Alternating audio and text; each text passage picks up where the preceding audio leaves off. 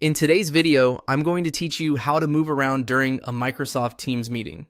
If you're in the middle of a call or a meeting in Microsoft Teams and you need to check something without leaving the conversation, this is a very simple feature that can make multitasking much easier.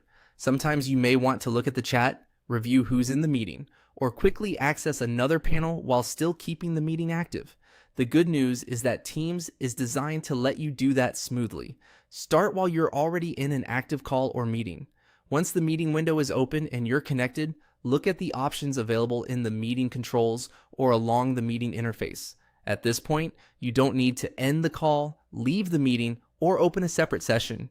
You can stay exactly where you are and simply navigate within the meeting tools. Next, click Chat or People, depending on what you want to access. If you click Chat, you'll be able to open the conversation tied to the meeting, which is helpful if someone has shared a link, asked a question, or posted something important in writing. If you click People, you'll open the participant list so you can see who is currently in the meeting. This is especially useful if you want to confirm attendance or check whether someone has joined. As soon as you select one of those options, the video call will minimize itself automatically. This is the key part of the process. Instead of taking over the whole screen, the meeting becomes smaller, so you can move around inside Teams more easily while still staying connected to the call.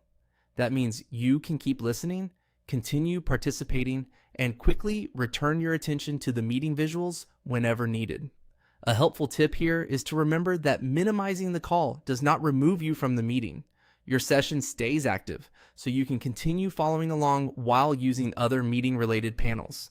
This can save time and make it much easier to stay organized, especially during longer meetings where you may need to switch between the video, the chat, and the participant list.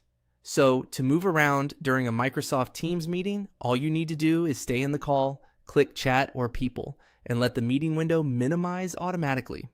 It's a small feature, but it makes a big difference when you need to navigate without interrupting your meeting flow.